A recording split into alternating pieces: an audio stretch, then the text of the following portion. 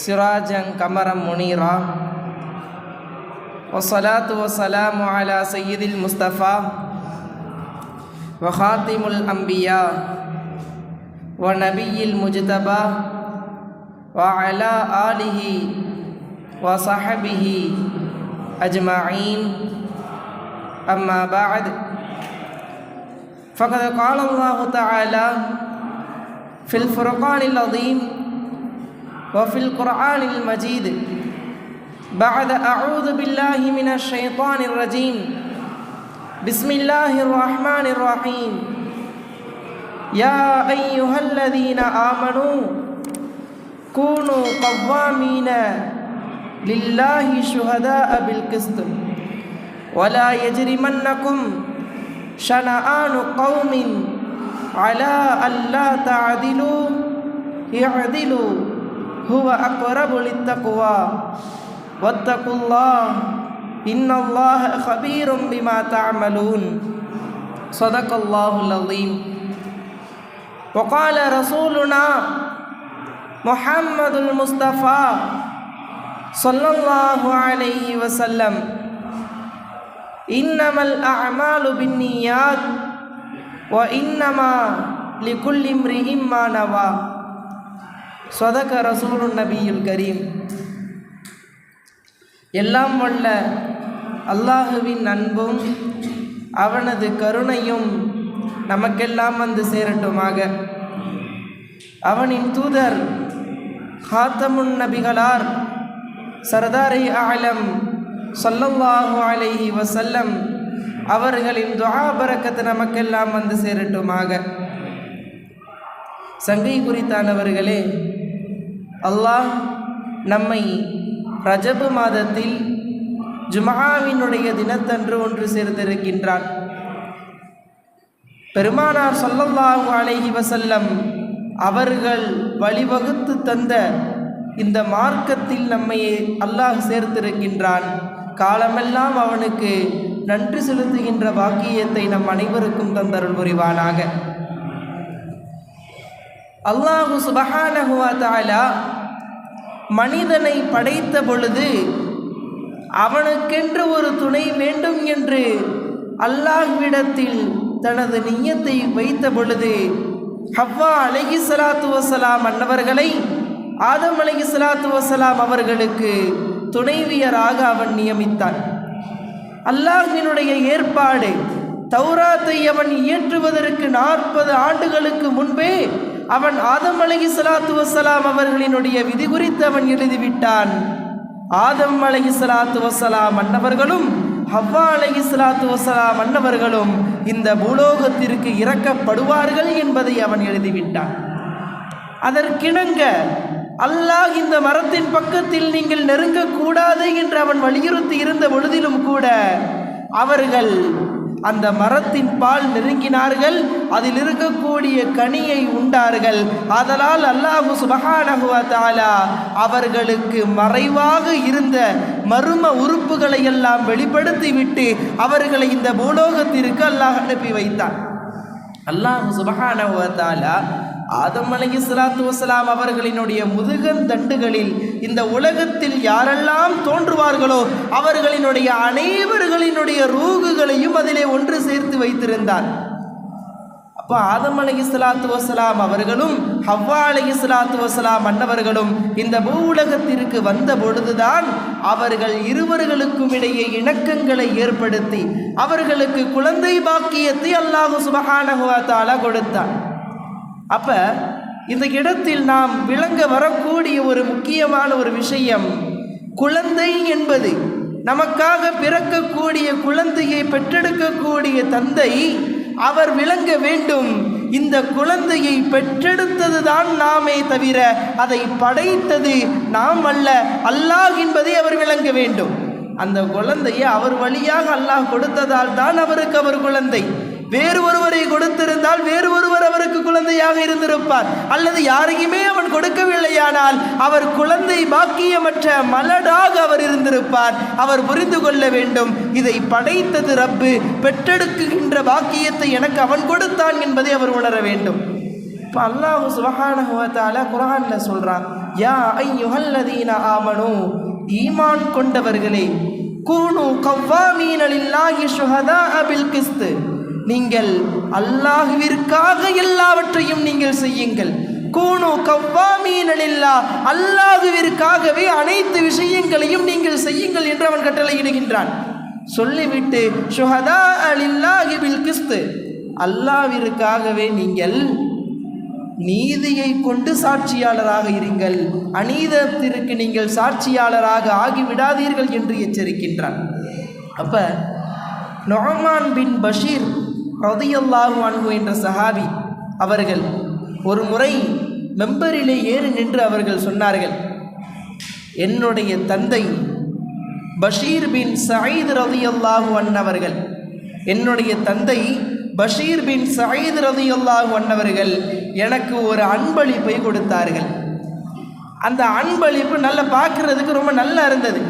அப்போ பக்கத்தில் இருக்கக்கூடிய அம்ரா பின் அதியா ரலியல்லாஹு அன்ஹா அன்னவர்கள் இந்த பரிசு தொகையை எனக்கு கொடுக்கும்போது அவங்க அதை பார்த்துட்டாங்க. பார்த்த உடனே அவங்க சொன்னாங்க, இந்த பரிசை நீங்கள் அவருக்கு கொடுப்பதை நான் ஒப்புக்கொள்ள மாட்டேன், இதற்கு சாட்சியாளராக பெருமானார் ஸல்லல்லாஹு அலைஹி வஸல்லம் அன்னவர்களை நீங்கள் ஆக்க வேண்டும், அது வரையிலும் இந்த பரிசு தொகை, இந்த பரிசை நீங்கள் அவருக்கு கொடுக்கறதுக்கு நான் ஒப்புக்கொள்ள மாட்டேன்னு சொல்கிறாங்க. உடனே எனது தந்தை சயீத் பின் பஷீர் ரலியல்லாஹு அன்ஹு நேர ரசூலுல்லாஹி ஸல்லல்லாஹு அலைஹி வஸல்லம் அவங்களிடத்துல போயிட்டாங்க. பெருமானார் ஸல்லல்லாஹு அலைஹி வஸல்லம் அவங்களிடத்துல நடந்த விஷயத்தை எடுத்து சொன்னாங்க. அம்ராவிடத்திலிருந்து ஒரு பரிசை நான் வாங்கி அதை எனது மகனான நுஅமான் பின் பஷீரிடத்திலே நான் கொடுத்தேன். அப்போ அம்ரா பின் அவர்கள் சொன்னார்கள், இந்த ஒப்பந்தத்திற்கு பெருமானார் ஸல்லல்லாஹு அலைஹி வஸல்லம் அன்னவர்களை சாட்சியாளராக ஆக்காத வரையிலும் அதற்கு நான் ஒப்புகை கொள்ள மாட்டேன் என்று அவர்கள் தெரிவித்தார்கள். யா ரசூலல்லாஹ், நீங்கள் அதற்கு சாட்சியாளராக இருக்கிறீர்களா என்று கேட்டாங்க. அப்போ ரசூலுல்லாஹி ஸல்லல்லாஹு அலைஹி வஸல்லம் அவர்கள் கேட்டார்கள், அதைத சாயிர வலதிக மிஸ்ல ஹாதா, அதை போன்றே நீங்கள் எந்த பரிசு தொகையை உனது மகனான நுஅமான் பின் பஷீருக்கு நீங்கள் கொடுத்தீர்களோ அதை போன்ற பரிசினை உங்களுடைய மற்ற குழந்தைகளுக்கெல்லாம் நீங்கள் அதை பங்கு கொடுத்தீர்களா என்று கேட்டாங்க. அப்போ நான் சொன்னேன், காலலா, இல்லை என்று என்னுடைய தந்தை அவர்கள் சொன்னார்கள். அப்போ பெருமானார் ஸல்லல்லாஹு அலைஹி வஸல்லம் அன்னவர்கள் சொன்னார்கள், ஃபத்தகுல்லாஹ், அல்லாஹ்வை நீங்கள் பயந்து கொள்ளுங்கள், வஅதிலு பைன அவுலாதிக்கும், உங்களினுடைய குழந்தைகளுக்கு மத்தியில் நீங்கள் நீதத்தோடு நடந்து கொள்ளுங்கள் என்று பெருமானார் என்னுடைய தந்தைக்கு எச்சரித்தார்கள் என்று நுஅமான் பின் பஷீர் ரலியல்லாஹு அன்ஹு அவர்கள் மெம்பரிலே ஏறி நின்று அவர்கள் சொன்னார்கள். கண்ணியமானவர்களே, குழந்தைகளுக்கு மத்தியில் நாம் பாரபட்சம் இல்லாமல் நாம் இருக்க வேண்டும். அல்லாஹு சுப்ஹானஹு வ தஆலா இந்த உலகத்திற்கு அவனினுடைய படைப்புகளை அவனினுடைய அடியார்களின் வாயிலாகவே அவன் அனுப்புகின்றான். இது மிகப்பெரிய பாக்கியமும் கூட. அல்லாஹு சுப்ஹானஹு வ தஆலாவால் படைக்கப்பட்ட படைப்புகள் என்று நாம் அவர்களை உணர வேண்டும். அண்ணன் தம்பிகளுக்கு மத்தியில் ஏற்ற தாழ்வுகளை அவன் வலியுறுத்தவில்லை. தம்பிக்கு கொஞ்சம் அதிகமாகவோ அண்ணனுக்கு சற்று குறைவாகவோ அல்லது அண்ணனுக்கு சற்று அதிகமாகவோ தம்பிகளுக்கு கொஞ்சம் குறைவாகவோ ஆக்கி கொடுப்பதை பெற்றோர்களுக்கு அவன் எச்சரிக்கின்றான். அவனின் தூதரும் அவ்வாறு தான் செய்தார்கள். வஅதிலு பைன அவுலாதிக்கும், உங்களினுடைய குழந்தைகளுக்கு மத்தியில் நீங்கள் நீதத்தோடு நடந்து கொள்ளுங்கள் என்று பெருமானார் ஸல்லல்லாஹு அலைஹி வஸல்லம் அன்னவர்கள் பணித்தார்கள். ஒரு தடவை ஜாலூத் என்கின்ற கொடிய அரசன், அவரை எதிர்த்து நிற்கிறார் தாலூத் என்று அல்லாஹுவால் அனுப்பப்பட்ட, அல்லாஹ் இவர்தான் இந்த இடத்தில் மன்னராக இருக்க வேண்டும் என்று அல்லாஹுவால் தேர்வு செய்யப்பட்ட தாலூத் என்ற மன்னர் ஜாலூத் என்கின்ற எதிரியை எதிர்த்து நிற்கிறார். அப்போ அந்த இடத்துல ஜாலூத் தனி நபராக வந்து நின்று சொல்கிறார், அவர் பெரிய படம் வச்சிருக்கிறார். இந்த இடத்துல பார்த்தா 313 நபர்கள் தான் இருக்கிறார்கள். அந்த இடத்துல பல கோடி மக்கள் இருக்கிறார்கள். அப்ப ஜாலூத் தனி நபராக வந்து சொல்கின்றார், உங்களில் இருக்கக்கூடிய அந்த 313 வீரர்களிலும் துணிவு உள்ளவர்கள் என்னுடன் வந்து போரிட்டு பாருங்கள். நீங்கள் என்னை வெற்றி கொண்டீர்களேயானால் இத்தனை எனக்கு பின்னாடி நிற்கக்கூடிய அத்தனை படை வீரர்களையும் நீங்கள் வென்றதை போலும். எனவே என்னை வெற்றி கொள்வதற்கு துணிவு யாருக்காவது உண்டா என்று வந்து கேட்டார். கேட்ட உடனே அங்கு இருக்கக்கூடிய எல்லா மனிதர்களும் அவர்கள்தான் இஸ்லாமிய படையினர்கள். அவர்கள் தங்களினுடைய முகங்களை ஒருவர் மாற்றி பார்க்கிறாங்க. அப்போ அந்த இடத்துல கடைசியை எல்லாருமே பார்த்தது தாலூத் என்ற மன்னரைத்தான் பார்த்தார்கள். அவர்தான் போய் ஜாலூத் இடத்தில் சண்டை போட வேண்டும். ஆனால் அவரும் கொஞ்சம் சற்று தயங்குகின்றார். அவன் அவ்வளவு பெரிய வீரன், மாவீரனாக உலகத்திற்கே அவன் வலம் சுத்தி வந்து கொண்டிருக்கின்றான். அவனிடத்தில் போரிட்டு நான் இறந்து விட்டேனே, ஆனால் என்னுடைய மக்களும் இறந்து விடுவார்களே, அவனிடத்தில் கைதிகளாக மாற்றி விடுவார்கள் என்று கொஞ்சம் தயங்கி நிற்கிறார். அப்போ அந்த இடத்துல ஒரு நபி இருக்கிறாங்க, ஷன்வீல் அலைஹிஸ்ஸலாத்து வஸலாம். அவர்களிடத்துல போய் தாலூத் கேட்டார், இந்த மாதிரி கொடிய சூழ்நிலையாக இருக்குது, இப்போ இந்த நேரத்தில் என்ன பண்ணுவது என்பது எங்களுக்கு தெரியல, எங்களுக்கு நீங்கள் வழிகாட்டுங்கள் என்று சொன்ன பொழுது அவர்கள் நான் அல்லாஹ்விடத்தில் கேட்டு சொல்கின்றேன் என்று கூறினாங்க. அப்புறம் அல்லாஹ்விடத்திலே கேட்டு அவர்கள் சொன்னார்கள், அல்லாஹ் இவ்வாறு சொன்னான், உன்னினுடைய படைகளில் ஒரு மனிதர் இருப்பார், அவரினுடைய பையனினுடைய ஒரு பையன்ல இந்த இவனோட போர் செய்யக்கூடிய திறமையை அல்லாஹ் ஆக்கி வைத்திருக்கின்றான். எனவே அவரை கண்டுபிடிச்சி அவருடைய பையனை போய் நீ அவரோட அனுப்பு, அவர் போய் போர் செஞ்சு வெற்றி பெற்றுருவார்னு சொல்கிறார். உடனே அவர் தன்னினுடைய வீரர்கள் எல்லாத்திலையுமே பார்க்கிறாரு. அந்த பெயர் கொண்ட நபர் யார் என்பதையும் அறிந்து கொள்கிறார். அவரை கூப்பிட்டார், உனது பையன் யாரெல்லாம் இருக்கிறார்களோ எல்லாத்தையுமே வர சொல்லுன்னு சொல்றார். அவரும் அவரினுடைய பையன் அனைத்து பையன்களையும் அவர் வரை வைத்து விட்டார். தன்னினுடைய மகன்களை எல்லாம் அந்த இடத்தில் நிறுத்தியிருக்கிறாரு. 8 மகன்களை கொண்டு வந்து நிறுத்தியிருக்கிறாரு.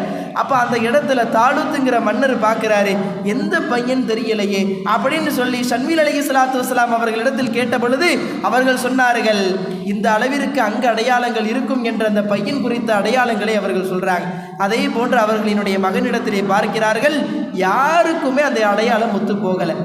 அப்போ அவர்கள் வந்து கேட்டாங்க, அவரிடத்துல கேட்டாங்க, உன்னுடைய பையன்கள் யாரிடத்துலையும் இந்த அடையாளம் ஒத்து போகலையே அப்படின்னு சொல்லி மீண்டும் ஷன்வீல் அலைஹிஸ்ஸலாத்து வஸலாம் அவங்கள்ட்டே வந்துடுறாங்க. வந்த உடனே கேட்டாங்க, அவர்களும் அல்லாஹ்விடத்திலே கேட்டார்கள். அல்லாஹ் சொன்னான், அந்த மனிதர் பொய் சொல்கிறார் என்று சொன்னார்.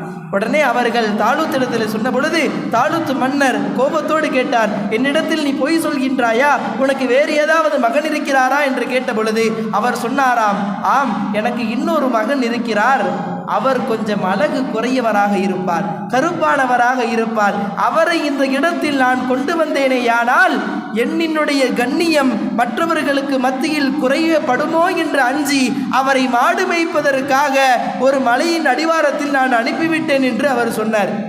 சொன்ன உடனே அப்போ தாலூத் அலைஹிஸ்ஸலாத்து வஸலாம் தாலூத் அவங்க வந்து என்ன பண்ணுறாங்க, நேராக அந்த மலையை நோக்கி போகிறாங்க. எந்த மலையில் இருப்பார் உன்னுடைய பையன், அவனை காட்டுன்னு சொல்கிறாங்க. உடனே அந்த மலையை நோக்கி போன உடனே அந்த மலைக்கு மத்தியில் ஆடு மேய்ச்சிக்கிட்டு ஒரு இளைஞர் இருக்கிறார். உடனே அவரை போய் பார்க்குறாரு, என்னப்பா இந்த இடத்துல நீ ஆடு மேய்ச்சிக்கிட்டு இருக்கிற, உன்னுடைய தந்தை அந்த இடத்துல போர் புரிஞ்சுக்கிட்டு இருக்கிறாரு, உன்னைய தான் இங்கே கூட்டிகிட்டு வர சொன்னார், ஜாலூத் என்ற மிகப்பெரிய அந்த வீரனை பற்றி நீ அறிவாய் அல்லவா, அவனோடு போர் செய்ய வேண்டும், அவனை வெற்றி வாகை சூட வேண்டும், என்னுடன் நீ வருகிறாயா என்று கேட்டாங்க.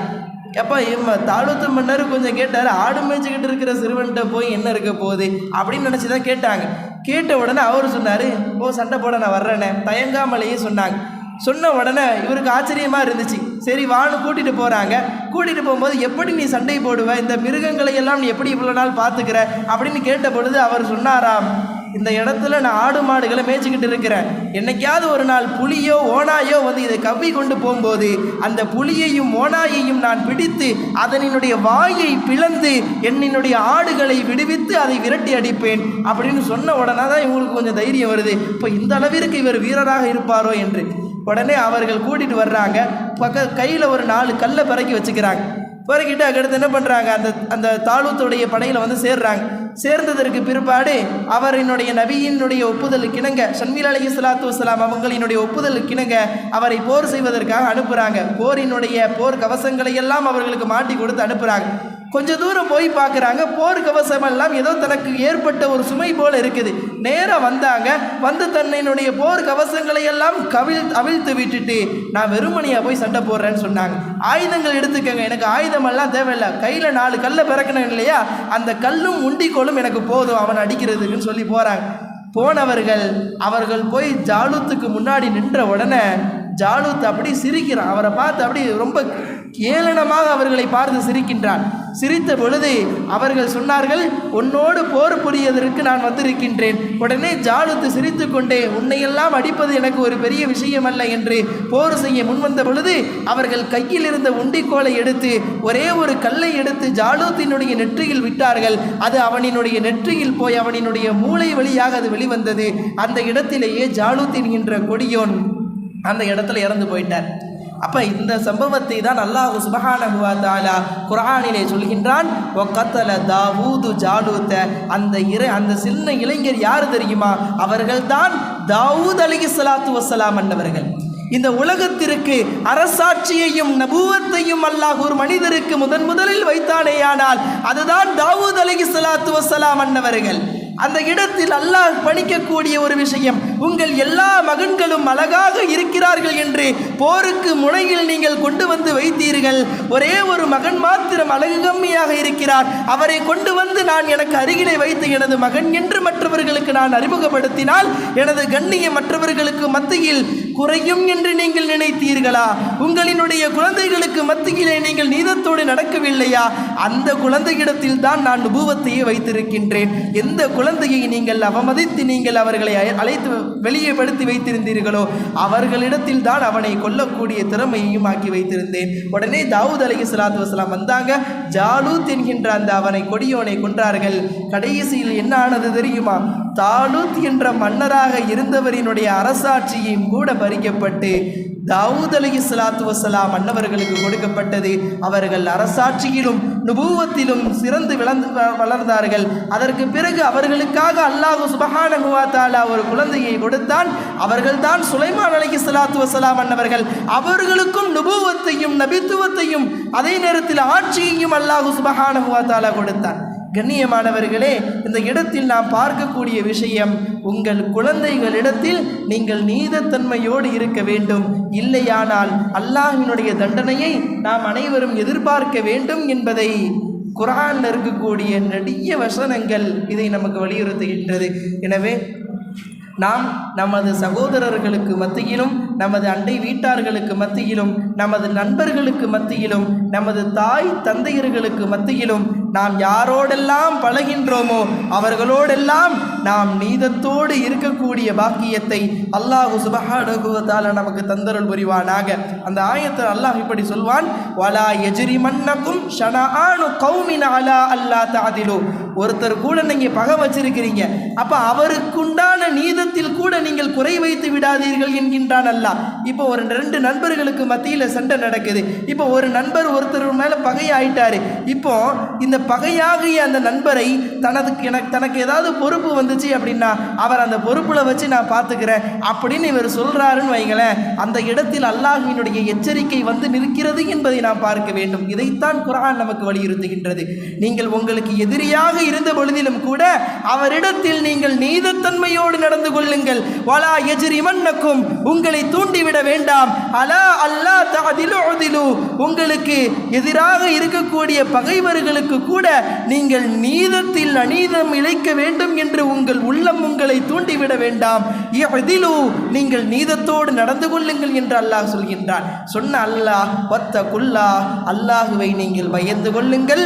இன்னல்லாஹ கபீரும் பிமா தஅமலூன், நீங்கள் செய்பவர்களை எல்லாம் அல்லாஹ் சுப்ஹானஹு வ தஆலா நன்கு அறிபவனாகவும் அறிவிக்கக்கூடியவனாகவும் இருக்கின்றான் என்கின்றான். எனவே அல்லாஹ் கூறிய அனைத்து கட்டளைகளையும் நாம் நமது வாழ்க்கையில் நடந்து அதன்படி பின்பற்றி வாழுகின்ற பாக்கியத்தை நமக்கும் நம் அனைவர்களுக்கும் அல்லாஹ் தந்தருள் புரிவானாக.